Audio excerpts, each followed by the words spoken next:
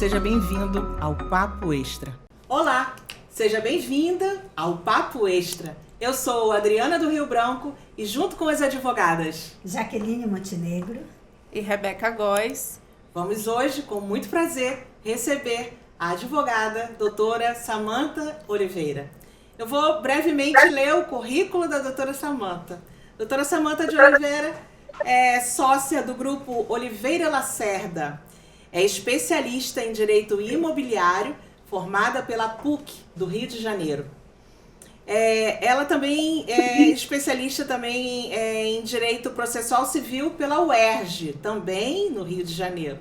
É presidente da Comissão Nacional de Leilão da ABA, presidente da Comissão de Direito Notarial Registral da OAB na Barra da Tijuca, Rio de Janeiro. Associada do Ibradim, mentora do método de leilão como fonte de renda. Como nós falamos no nosso primeiro episódio, chegou a hora de aprendermos a ganhar um dinheirinho com leilão. Doutora Samanta, seja bem-vinda. Seja bem-vinda. Eu que agradeço esse convite rico, né? É uma alegria estar aqui com vocês nesse projeto maravilhoso, que já sou fã, diga-se de passagem, já estou na expectativa por cada episódio. Então, muito obrigada por terem me incluído nessa seleta lista de convidados. Imagina, que é isso, a gente que agradece. Sim, estamos muito felizes com a sua presença. Conhecemos o seu trabalho, né? Tivemos a oportunidade de lhe abraçar e lhe receber aqui no estado do Amazonas, no primeiro Congresso de Direito Extrajudicial do Amazonas. E ali nós pudemos observar o quão o assunto leilão para todos os advogados é importante para que nós tenhamos mais uma área do direito extrajudicial a ser explorada, mas também para que a sociedade saiba o grande investimento que é apostar nos leilões através de advogados como a senhora, competentes e especializados. Nós vamos iniciar agora umas perguntas, né? E uns questionários, e a senhora se sinta à vontade para utilizar o seu tempo. Eu agradeço e fico à disposição para essas perguntas. Que bom. Doutora Samanta, quais as vantagens de investir em leilão? Eu destaco que a principal vantagem é a econômica, justamente porque você pega esse imóvel com oportunidades. E aí, tanto é interessante para quem vai investir mesmo, né? Então, vai comprar o imóvel ou arrematar, como a gente chama, e por um preço muito inferior ao seu valor de mercado, e mesmo com todo o custo de aquisição que vai ter com esse leilão, essa pessoa vai então revender por um valor que vai lhe dar lucro, né? Ou então, para quem constrói sua carteira de locações, vai comprar por um valor tão atrativo que muitas das vezes, se a pessoa souber fazer a conta certa, vai render para ela muito mais do que uma locação de um imóvel tradicional renderia, né? Então, nós temos casos nos leilões, por exemplo, que a gente tem o retorno de 1%, 1,2%, 1,4% ou até mais do que isso, dependendo da oportunidade, enquanto as locações por padrão, né, ali tradicionalmente, você tem uma média aí no país, né, dependendo do estado e da região, 0,5, algumas regiões mais, outras regiões menos.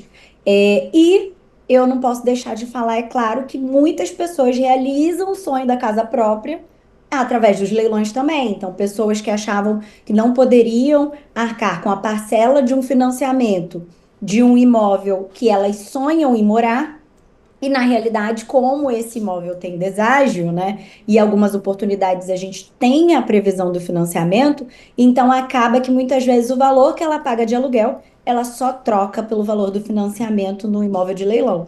Então, eu destaco que a maior vantagem que a gente tem nos leilões é justamente essa questão financeira.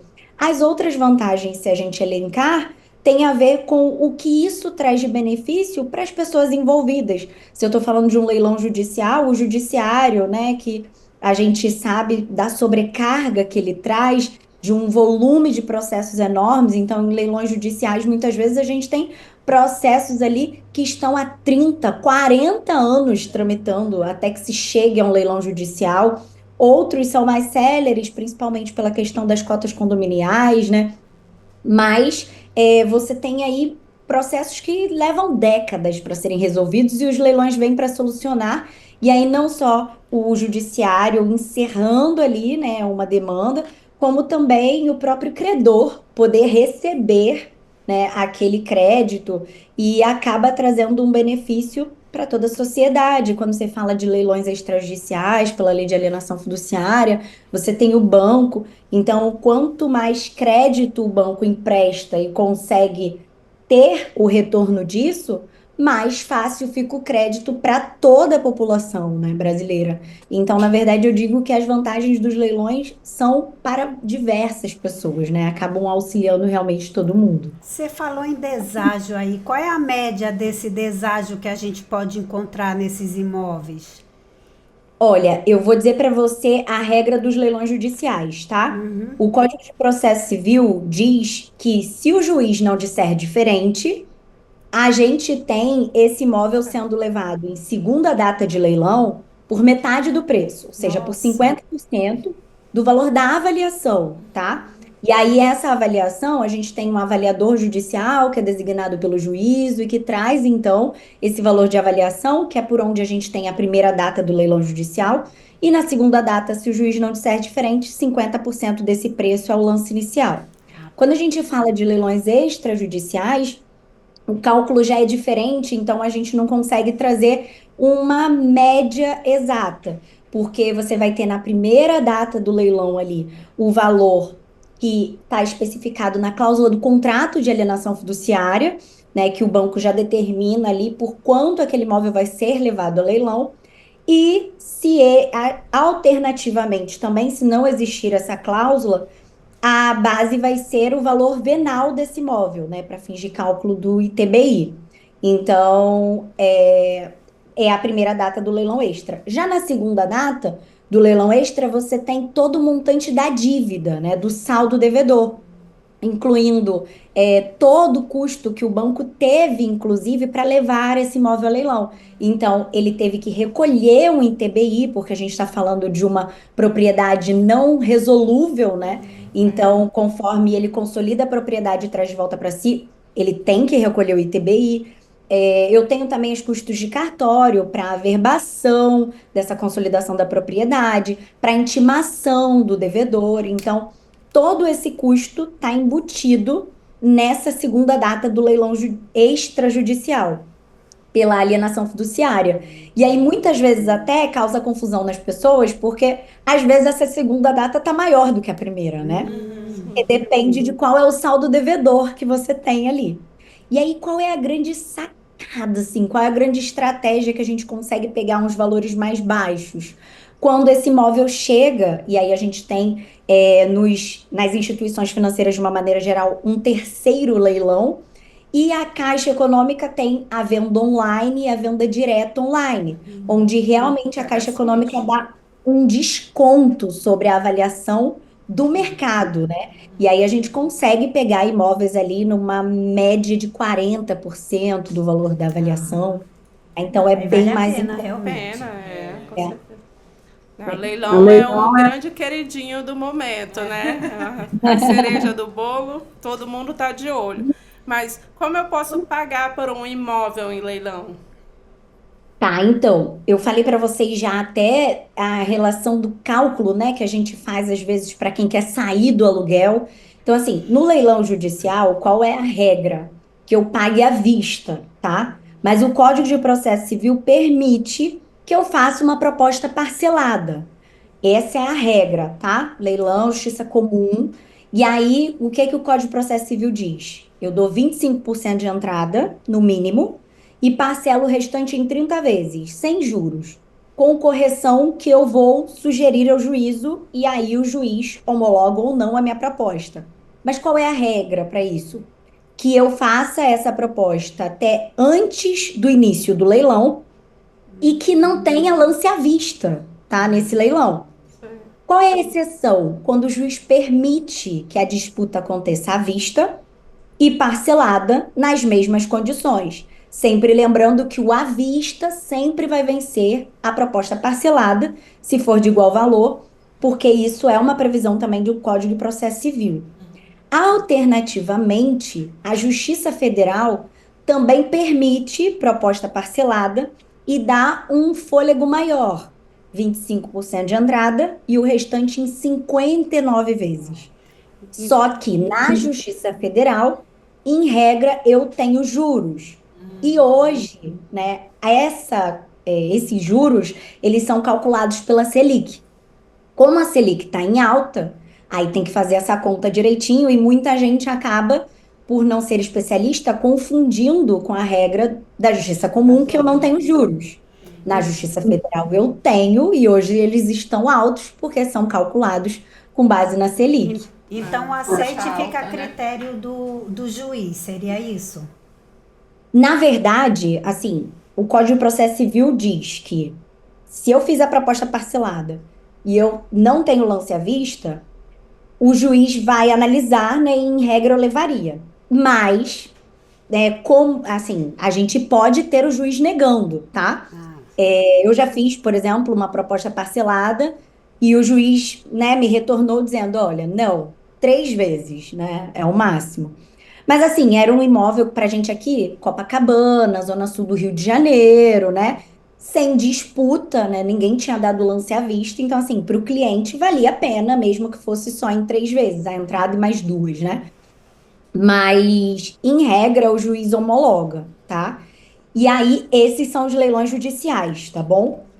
Quando eu falo de leilão extrajudicial, pela Lei de Alienação Fiduciária, a 9514 de 97, então eu tenho a designação do banco.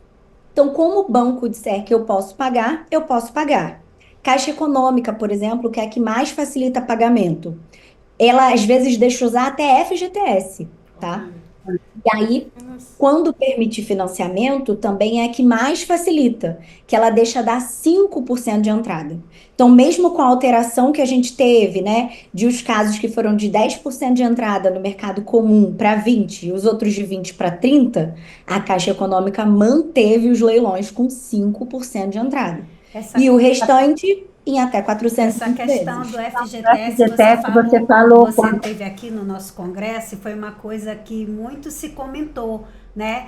Tive colegas advogados que chegaram comigo, gente, eu achei aquilo impressionante, eu não sabia que eu podia usar o meu FGTS, para isso eu vou começar a procurar leilão, que eu tenho um FGTS preso, que eu pedi a conta, trabalhei tanto tempo e tal. E aí foi uma coisa bem, assim, interessante, porque os próprios advogados, né, colegas, não tinham esse conhecimento. Já aliás, a gente não tem, né? E já começou uma coisa a ser despertada para isso. E aí a outra situação que também nos veio, né, à mente, porque com essa curiosidade, a segunda questão que mais perguntaram é aonde eu vou encontrar, gente, esses imóveis para comprar com leilão? Aonde eu encontro isso, pelo amor de Deus? Qual é o site? Eu vou na Caixa, eu vou no tribunal, onde é que eu vou? E aí, Samanta, onde é que a gente encontra essa mina de ouro? Todo mundo quer saber. A gente encontra, em regra, no site dos leiloeiros, tá? Ai, mas eu não conheço os leiloeiros. Junta comercial do seu estado. Então, vai lá Essa na situação junta. do site de leiloeiro, acho que deve ter muito cuidado, porque agora com esses golpes, né?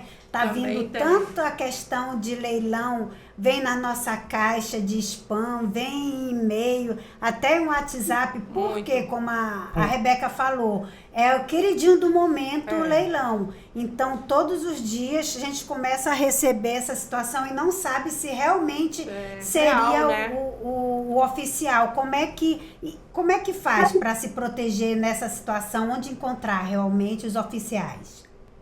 Então, é exatamente essa dica que eu dei, da junta comercial. Por quê? Você vai lá, Junta Comercial do Rio de Janeiro. Você vai encontrar os leiloeiros e os sites deles dentro do site da junta. Aí você não corre o risco de estar caindo num site fraudulento, tá? Bacana. Porque tem gente que fala assim, liga para confirmar, mas se o site é fraudulento, o número de Não vai telefone também adiantar. é. Com certeza. Então, assim, Tem toda uma não equipe lá adianta. treinada. Tem um outro site também. Tem um outro site também chamado Leilão Seguro. Nesse site, você consegue controlar um pouco se é verídico ou não. Por quê? É um site, na verdade, usado para denúncias. Então, se você jogar o site, né? Não achei na junta comercial, achei aqui aleatoriamente. Joga lá, porque se já tiverem pessoas tiverem denunciado esse site, vai aparecer. Uma outra questão é ver se o site é novo, porque o site não pode ser novo. E, em regra, o site do leiloeiro vai terminar em .br e não em .com.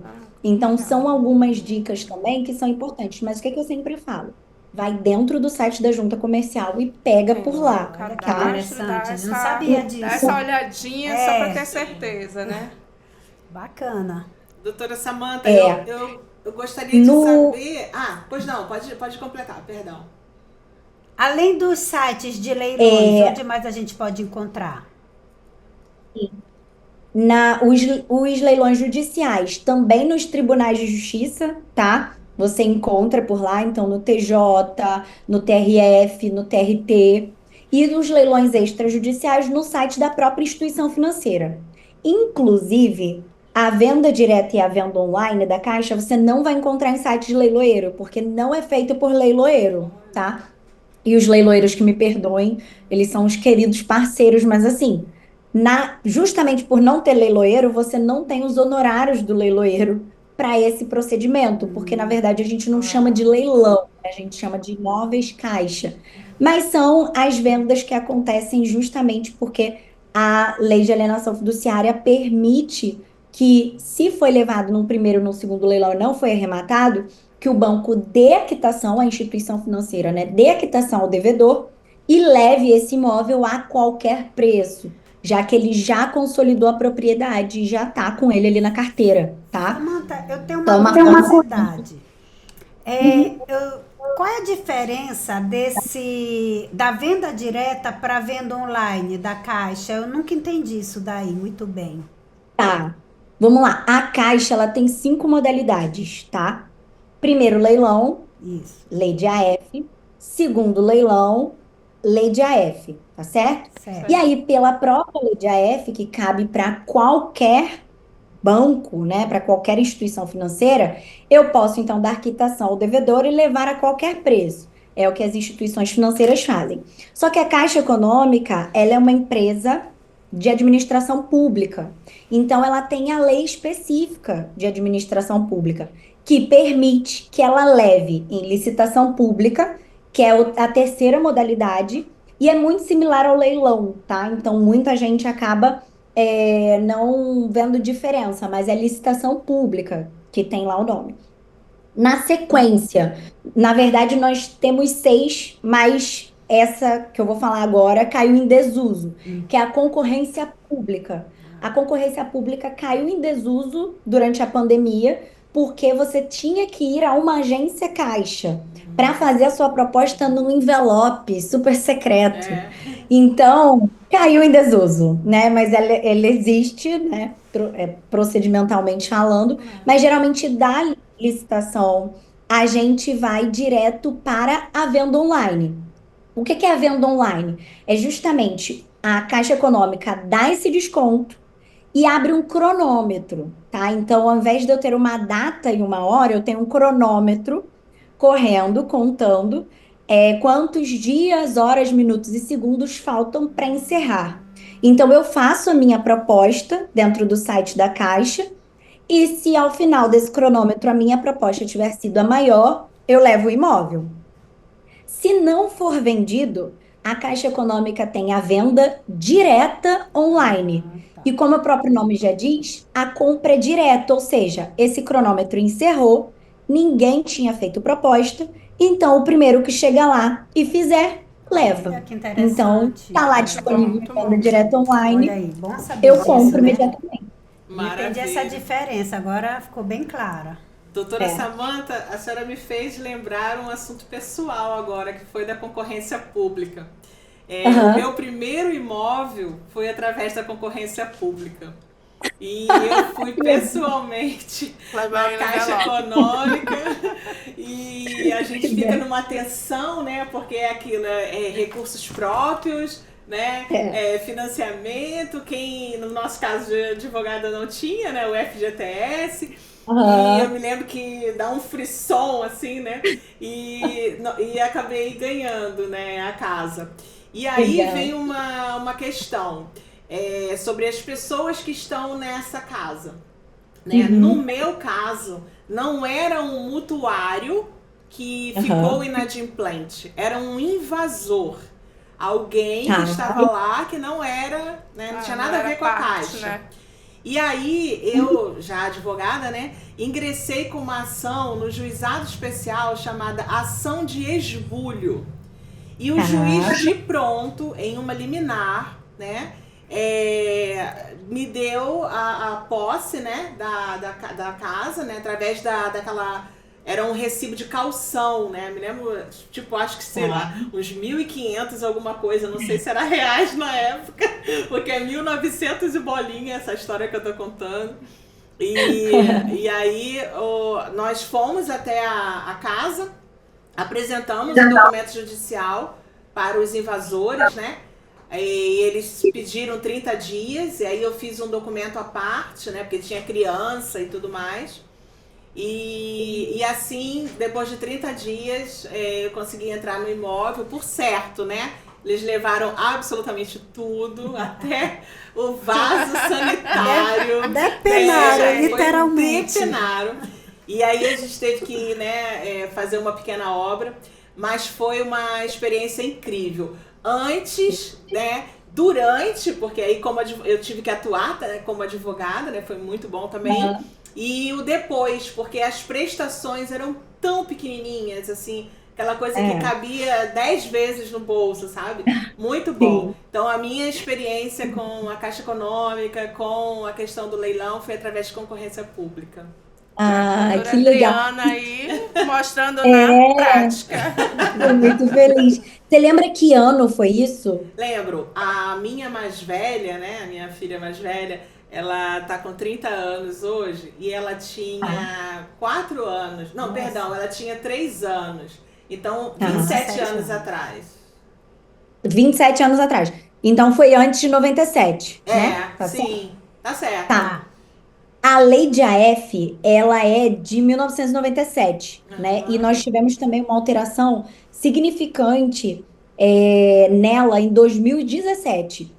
E aí, ela trouxe a previsão de que quando eu tenho um ocupante que não sai voluntariamente, né, desse imóvel que é adquirido em leilão extrajudicial pela lei de AF, eu ingresso com uma ação.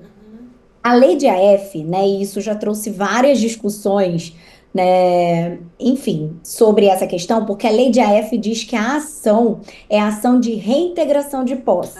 Mas ela fala reintegração porque ela está falando para o credor fiduciário, que é para o banco, que o banco pode ingressar com a reintegração, destacando a propriedade resolúvel. Só que a jurisprudência, a doutrina diz pra gente que quando eu não tenho a posse, a ação é de emissão, porque eu só posso reintegrar aquilo que já foi meu. Então, isso causou, durante muito tempo, uma confusão, até mesmo para os juízes julgarem, no sentido de que a lei de AF fala de reintegração, mas eu nunca tive a posse e a emissão. Então, a grande questão é, a ação hoje, quando você tem um ocupante, é a ação de emissão na posse. A reintegração, apesar da lei citar ela como uma ação, ela é uma ação para a instituição financeira, para o credor. E aí, qual é a grande estratégia, tá, que a gente usa nessa ação? Você primeiro registra para você conseguir que o juiz te dê a liminar. Entendi. Porque aí eu tenho uma liminar do juiz para fazer essa emissão na posse que tive com o oficial de justiça, me acompanhando, se necessário, até com uso de força policial. Que é o que a gente faz lá dentro do leilão judicial, né? Sim. E aí, no leilão judicial, eu não preciso ingressar com uma ação, graças a 2015, né? Entendi. Que a gente teve aí o novo Código de Processo Civil, que eu me sinto, né? Meu Deus, tem 10 anos isso. É novo, né? Realmente. E a gente teve, então, essa desnecessidade, né, de uma ação autônoma, de um pedido autônomo. Então, no leilão judicial, eu arremato e eu faço uma petição nos próprios autos para a expedição do mandado de emissão na posse. E aí, com posse desse mandado, então, eu agendo com o oficial de justiça e vou até o imóvel também fazer a desocupação, tá? Tá. Então, só assim, esclarecendo por conta dessas mudanças, né? E que não precisa ter medo, né? Se o imóvel estiver ocupado, assim, viu, doutora Adriana mesmo? E é muito comum. Já provou, né? E é muito comum ter alguém no imóvel, né? Quando você adquire ele no leilão, né, Samantha? É muito comum, tá? Tem gente que fala assim, só quero arrematar se estiver vazio. Aí eu falo o seguinte: o leilão, em regra, o imóvel tá ocupado. Sim. E muitas vezes o imóvel até vai estar vazio e não vai ter essa informação pra gente. Por quê? Porque para o banco entrar com a ação de reintegração na posse é muito custoso. Gostoso. É muito melhor ele deixar ir a leilão e a pessoa que se vire para desocupar, né? A gente arrematar de corpos no estado em que se encontra. Eu já tive a oportunidade de comprar nessa venda direta da Caixa. E aí lá, eu lembro que na época disseram assim, olha, mas ele tá ocupado, tá? Eu digo, tá bom, não tem problema não, então bora lá, né? Ver. Aí acabou que, né, eu adquiri, mas quando nós chegamos lá, não tinha ninguém morando no imóvel. Então foi mais fácil, nós tivemos essa sorte aí. Muito bom. Muito bom. A gente acabou de fazer uma entrada hoje de manhã. Eu compartilhei lá nos stories no Instagram. E era como foi entregue na planta, né? Então, assim, a pessoa estava devendo, na verdade, desde que comprou na planta, só que ficou devendo lá o financiamento para a Caixa Econômica. E a gente entrou no imóvel vazio, nunca tinha sido habitado mesmo, né? Então, tá com aquela necessidade de obra de imóvel que você entra, né, quando nunca foi usado. Essa é uma questão também que eu converso muito com os investidores, porque assim, a gente arremata, às vezes, o cliente fala, só quero estiver vazio. Ok, né? Vai ser mais difícil, até por isso. Às vezes a gente não tem essa informação, às vezes a gente até tem uma desconfiança, mas a gente não tem a certeza, né? E já tiveram imóveis assim que a gente arrematou, que estava 15 anos vazio, outro que estava 20 anos vazio. Eu prefiro um imóvel ocupado, que eu tenha que tirar o ocupante lá de dentro. Porque abandonado, muitas vezes entra alguém já levou a metade dos... Não, você tem que fazer uma nova reforma, né? Porque vai estar quebrado. Nesses casos que eu estava comentando até, a gente fez as arrematações em condomínios. Então não tinha esse risco de invasão, né? Mas a grande questão do imóvel desocupado há muito tempo é a questão justamente da hidráulica, da elétrica, de como tá esse imóvel, né? Porque o imóvel precisa de manutenção. Então a gente acaba tendo esse problema quando a gente arremata um imóvel que está vazio há muito tempo. O imóvel mesmo que eu falei que eu compartilhei hoje, que a gente entrou, por exemplo, ele vai precisar de a gente vai precisar olhar hidráulica, elétrica, né? Porque estava vazio, tá do jeito que foi entregue. Apesar de ser um imóvel mais novo, né? Foi um imóvel entregue há 2 anos, mas são 2 anos de ninguém abrindo a torneira, ninguém usando a energia elétrica. Então, assim, tem esses prós e contras, se a gente for olhar assim. Um imóvel que está ocupado, em regra, ele está em estado de habitabilidade, né? Então, eu tenho ali uma elétrica, uma hidráulica. É óbvio, e aí eu sempre brinco, que eu falo assim para o cliente, é óbvio que a gente pode se deparar em algum momento com o famoso porcão, né? A pessoa que não fazia manutenção, só realmente vivia ali, né? Pode, mas é mais difícil, né? Você geralmente, quando o imóvel está ocupado, você vai precisar fazer obras de melhoramento, né? Então, é uma pintura, é uma benfeitoria que você queira fazer, mas em regra o imóvel vai estar habitável, pelo menos, né? Entendi. Entendi. Perfeito. Todos esses assuntos que nós estamos abordando aqui no Papo Extra nos convence a cada entrevista, né? A cada conhecimento adquirido com os profissionais do direito extrajudicial, da necessidade de que nós tenhamos o direito extrajudicial nas universidades. E pensando nisso, o nosso patrocinador, Instituto IBDESP, Instituto Barão do Rio Branco, junto com todo o seu corpo de profissionais, tem como grande objetivo a educação. Levar a todas as universidades, aos governos, municípios, que nós não conseguimos mais utilizar do direito contencioso. Nós precisamos que o direito extrajudicial esteja a favor da nossa sociedade. Então, é com grande alegria que nós agradecemos o patrocínio do Instituto IBDESP. Igualmente, dentro do campo ambiental, nós agradecemos também o patrocínio da FRTB, empresa parceira aqui do podcast, consultora ambiental em todo o país.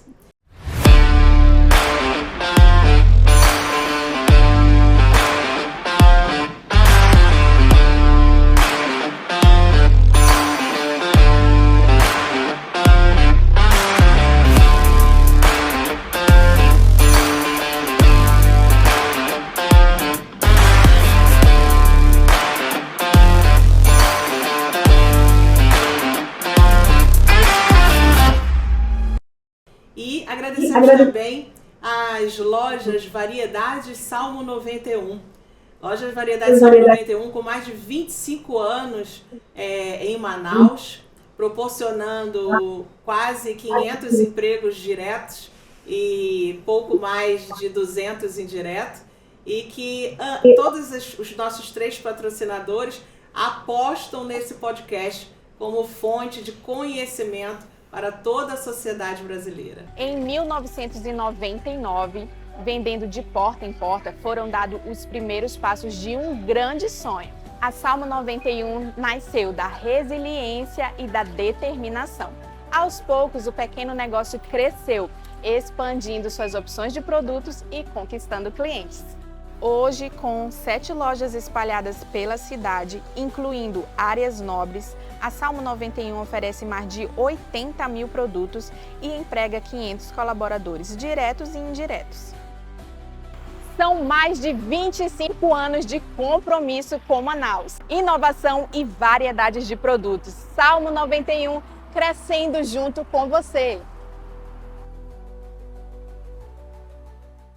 Muito obrigada aos nossos patrocinadores. Gente, assim, todo esse assunto de leilão, como a Rebeca falou agora há pouco, é o queridinho do momento, né? São oportunidades que vêm surgindo, eu acho que parou até um pouco por conta da situação da pandemia, né? Então, por conta da situação da pandemia, a Caixa Econômica, os bancos, eles também suspenderam essa situação do leilão por conta da situação financeira, né, de todo o país, não só aqui, mas como se tratava de uma pandemia, né, mundialmente isso acarretou na economia mundial. E agora ela já está retornando, né, várias instituições aí já estão fazendo novamente os leilões e está vindo a conhecimento do público, muita gente procurando como forma de investimento para adquirir, né, imóveis por meio de leilões. E aí eu te pergunto, para quem não tem esse conhecimento ainda de trabalhar nessa área, quais seriam os cuidados que a gente deve ter na hora de escolher esse tipo de investimento? A grande questão para investir em leilão ou prestar uma assessoria para alguém em leilão, é necessário realmente ter o conhecimento, tá? Não dá para contar com a sorte, né? Eu sempre falo, tem gente que fala assim, ah, não, eu vou lá e compro direto na Caixa. Dá para comprar direto na Caixa sem advogado, entra no site da Caixa lá e compra. O grande problema é estar contando com a sorte, né? E além da especialidade imobiliária, né, de se analisar uma certidão de matrícula, de se analisar toda a documentação ligada aos imóveis, um processo judicial também que esteja ali, por exemplo, muitas vezes é um leilão da Justiça do Trabalho, né? Então, eu preciso entender de leilão, do procedimento de leilão, né? Eu não sou advogada trabalhista, eu sou imobiliarista. Mas eu não preciso entender de direito do trabalho, mas eu preciso entender do procedimento de leilão, né? Então, isso é muito importante.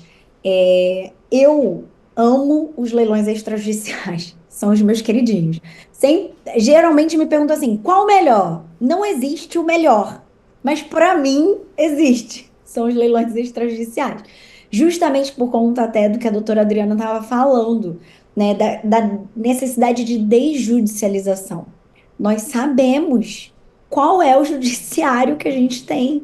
É triste, né? E como advogada, é triste para mim dizer para alguém, vamos para o leilão extrajudicial, porque dependendo de como tiver um leilão judicial, a gente pode contar com a morosidade do judiciário, que é praticamente certa, né? Então, a gente tem, né? E eu tenho um posicionamento hoje muito forte nos leilões judiciais acerca de batalha mesmo, sabe? De contar ali com um balcão apertado de excelência, é prioridade, leilão, porque enquanto não homologar a arrematação, meu cliente não está seguro, a arrematação não está perfeita, acabada e retratável. E quando eu estou falando de um leilão extrajudicial, é uma compra e venda, né? Então, por exemplo, no leilão extrajudicial, se eu estou falando de recursos próprios, é como uma compra e venda, eu vou para uma escritura pública. Se eu estou falando de financiamento, eu vou para um contrato de financiamento. Agora, o que que eu tenho além disso? Eu tenho que saber fazer a pré-análise. Eu digo que o segredo, né, o cuidado que a gente tem que ter, tá na pré-análise. Eu preciso analisar se aqueles requisitos foram cumpridos. Então, por exemplo, a lei de AF, ela traz para a gente todos os requisitos que eu preciso observar para um leilão extrajudicial proveniente de AF, tá? Então, eu preciso identificar se aquele devedor foi intimado para purgar a mora, se foi dado a ele o prazo para ele purgar essa mora. Eu tenho que saber se o banco consolidou a propriedade. Se eu estou falando de primeiro leilão, eu tenho que saber se foi dado o direito ali ao devedor de exercer a preferência. Se eu estou num segundo leilão extrajudicial, eu preciso ter a ata negativa do primeiro leilão, senão eu não registro. O cartório de registro de imóveis não vai registrar um segundo leilão positivo se o primeiro não foi negativo, ou se ele não existiu. Então, se eu estou falando de venda direta ou venda online, eu preciso do primeiro e do segundo, da primeira ata e da segunda ata negativas. Senão, eu não posso ter uma venda online, uma venda direta, uma licitação aberta. Então, existem os requisitos para você observar. O Código de Processo Civil, ele diz para a gente quais são as intimações que eu preciso fazer, né? Então, por exemplo, se eu estou falando ali de um leilão de direitos, que aí depois a gente cai para uma regularização, né? Mas se eu estou falando de um leilão de direitos, eu preciso ter de direitos por quê? Porque eu tenho um promitente comprador, então ele precisa ser intimado desse leilão, ainda que ele não seja o devedor, tá? Eu estou falando de um leilão de direitos porque ele é um dos herdeiros, então eu preciso ter essa intimação. Então eu tenho várias peculiaridades, né? Um cuidado, gente, que muita gente não tem, e é um grande risco, né? Eu digo que o leilão, ele não tem risco desde que você saiba fazer. Porque não tem como perder dinheiro, tá? Eu vou destacar esse ponto aqui para vocês. Quando a gente sabe fazer, não tem como perder dinheiro, tá? Vou compartilhar um caso para vocês, só para vocês terem uma ideia, que foi bem volumosa a arrematação. Então, assim, eu preciso ter as intimações, e muita gente não sabe. No leilão judicial, o Código de Processo Civil diz que se eu tenho uma alienação fiduciária correndo naquele imóvel, exemplo, é um leilão de cotas condominiais, mas aquele imóvel está financiado. Eu preciso intimar o credor fiduciário. Ele precisa saber que até mesmo porque é um leilão de direitos, né? Os direitos exatamente do devedor fiduciante. Então ele precisa ser intimado. Eu preciso saber qual é o saldo devedor. Por quê? Porque hoje a jurisprudência diz pra gente que esse saldo devedor ele vai ser arcado pelo arrematante se eu não tiver produto da arrematação para quitar. Então, a gente arrematou tem uns 2 anos um imóvel, 4,5 milhões, tá? Para um cliente. Não foi para mim, infelizmente. Mas 4,5 milhões. Vai chegar, vai chegar. 4,5 milhões. A dívida era um leilão trabalhista, tá? A dívida trabalhista era de 100 e poucos mil. A dívida de condomínio era de mais de 200 e pouco. A dívida do Santander, que era o credor fiduciário, era de 300 mil e pouco. Então a conta fechava, entende? Era uma arrematação de 4,5 milhões que a gente fez. Então, é óbvio, o que a gente fez? A gente arrematou e depois pediu para que o juiz oficiasse o Santander, que já sabia do leilão, que tinha sido devidamente intimado, para que apresentasse o saldo devedor atualizado e pegasse o seu crédito, tá? Então, foi feito normalmente. Então, a gente precisa, eu estou no leilão judicial, eu estou pelo Código de Processo Civil, que na Justiça Comum eu preciso observar essa lei. É um leilão judicial de massa falida, eu preciso observar a lei especial de massa falida. É um leilão da Justiça Federal, eu preciso observar as peculiaridades da Justiça Federal. É um leilão trabalhista, eu preciso observar as peculiaridades no leilão trabalhista. Até mesmo porque, por exemplo, nesse caso do leilão trabalhista, a ocupante discutiu, tá? E ela era a locatária, e lembrei agora a questão da locatária, né, que a gente estava conversando. Ela era locatária. E aí, o que ela tentou fazer para atrapalhar o meu procedimento? Ela tinha uma ação de despejo contra ela, tá? E aí, ela foi e jogou para o juiz da execução, que estava na Justiça do Trabalho, que aquela arrematação não podia ser discutida ali, porque ela tinha uma ação de despejo correndo contra ela, e o juiz aceitou. O que eu precisei fazer? Eu precisei recorrer, excelência, não. E aí, esse recurso, eu sou civilista, mas eu precisava entender o prazo que eu tinha na Justiça do Trabalho, porque eu precisava recorrer da decisão do juiz da execução que estava dentro da Justiça do Trabalho. Então, a gente precisa entender essas particularidades, né? E aí, em recurso, eu ganhei, né? Ficou entendido realmente que não tinha que se discutir nada em despejo, até mesmo porque o ocupante que tiver lá dentro, gente, e é até bom a gente trazer isso, porque tem uma crendice. Eu atuo em Portugal tem 4 anos, que a minha sócia foi embora para lá, né? E aí eu aprendi lá essa crendice que a gente tem no Brasil mas se tiver idoso eu não tiro, né? É de Portugal isso, a gente não tira. Ah, mas se tiver criança pequena, eu não tiro, né? É de Portugal isso. A justiça brasileira tira. Por quê? Porque ele é um ocupante que a gente teve a arrematação em leilão e agora ele precisa sair. Qual é a exceção? Se eu tenho um locatário com a cláusula registrada, aquela cláusula de vigência, registrada na matrícula do imóvel. Nesse caso, eu não tiro, eu vou precisar obedecer à cláusula de vigência.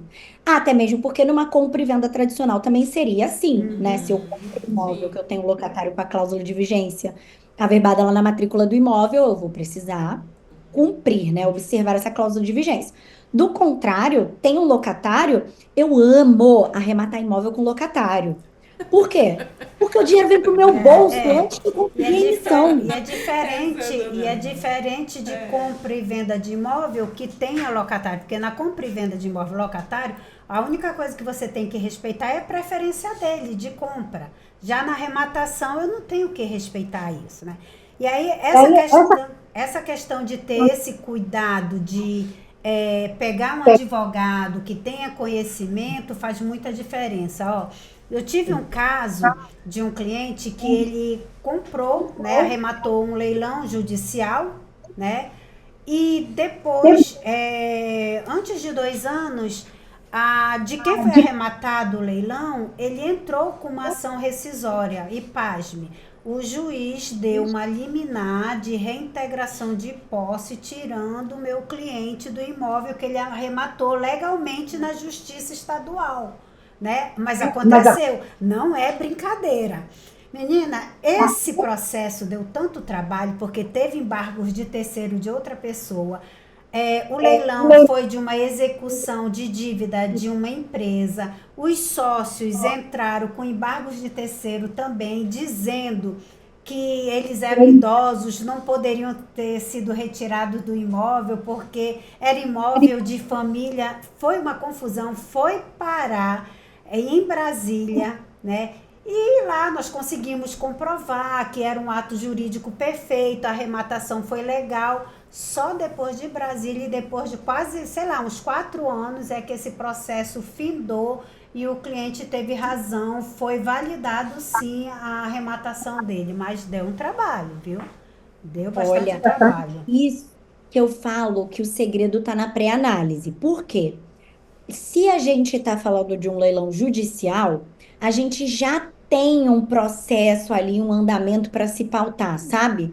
É claro que você pode estar arrematando um processo que o advogado renunciou, a pessoa não contratou outro, está falando ali, ele está sendo devidamente intimado, mas não está falando nada.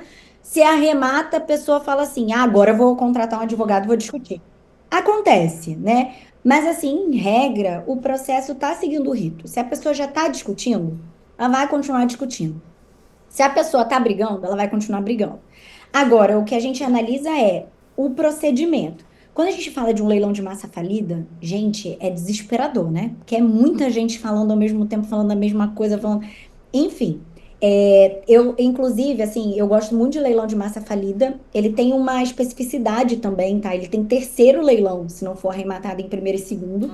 E a lei de massa falida permite isso. E nesse terceiro leilão é vendido a qualquer preço. Qualquer preço mesmo, tá? Aí, às vezes, o leiloeiro deixa a gente doido, porque, por exemplo, já entrei numa disputa em Zona Sul, que o imóvel valia 5 milhões, primeira data, 2,5 segunda data, aí não foi arrematado. Terceira data, o leiloeiro botou 5 mil reais.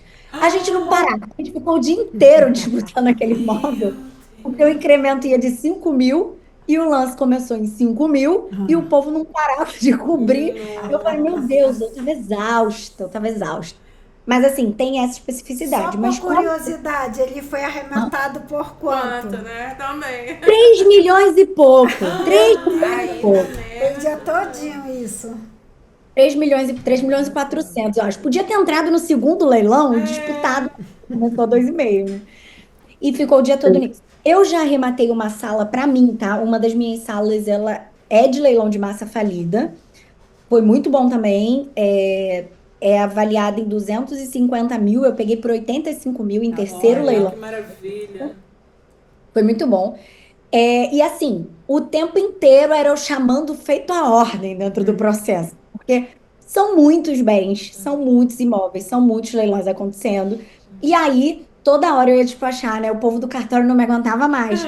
Aí, doutora, de novo, vai chamar o feito a ordem? Eu falei, eu só preciso. Eu entrei no imóvel, assim, eu fiz um acordo, né? Era leilão de massa falida, então assim, nunca ninguém tinha ocupado. Eu fiz um acordo com o condomínio, eu falei, me dá o acesso, me dá um termo, eu me responsabilizo, né? Eu vou entrar, me dá a cota para eu pagar, me cadastra aí, que eu preciso. Eu terminei as obras na sala, eu entrei e o mandado de emissão na posse não tinha saído ainda.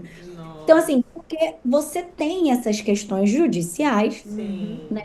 E aí você já entende, eu sabia o que eu ia passar, eu sabia o que eu ia enfrentar, e você vai pensando também, né? São as estratégias, a experiência vai te trazendo isso.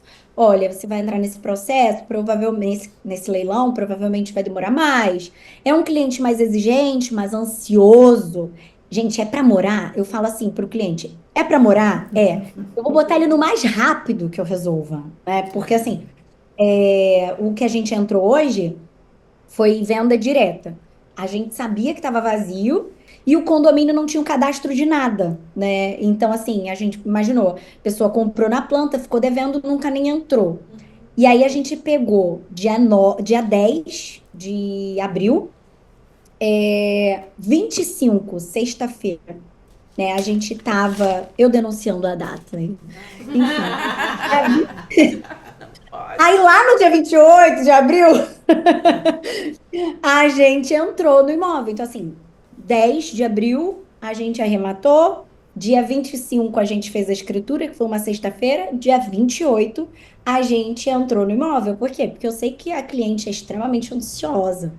Então, a gente lida muito com isso também, né? De saber adaptar o tipo de leilão, o tipo de imóvel para cada cliente, né? Para cada pessoa e para o que a gente quer, né? Maravilha.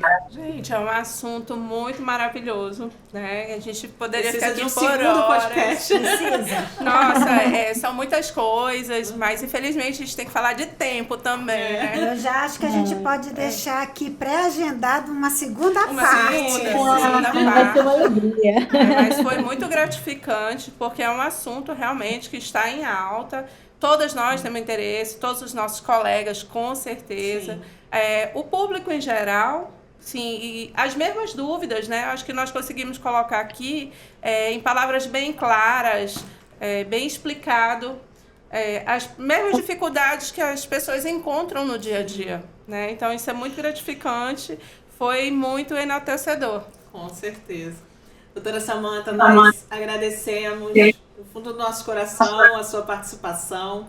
Desde já deixamos aqui pré-agendada a sua participação no 2º Congresso de Direito Extrajudicial no Amazonas. Vai ser um prazer para todos nós.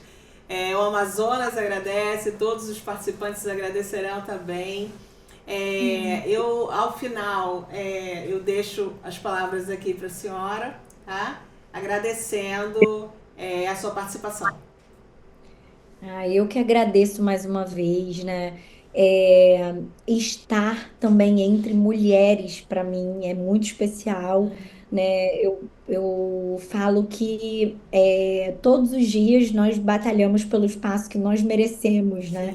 E falamos de coisas duras muitas vezes, mas conseguimos trazer uma leveza tão boa, né? Muito. E é muito bom a gente se conectar nesse espaço, com temas tão importantes, tão relevantes.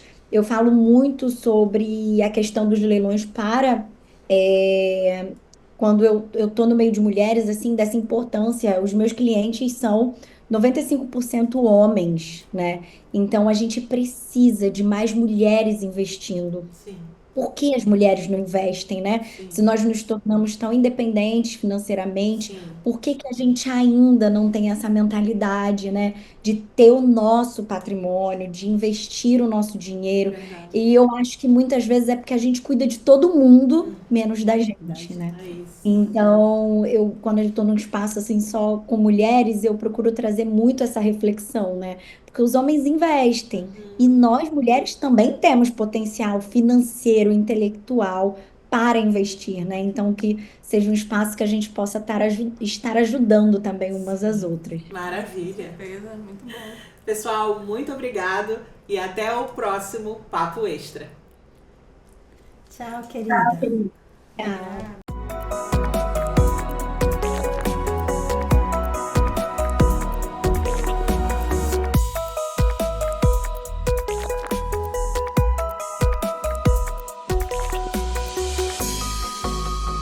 Seja bem-vindo ao Papo Extra.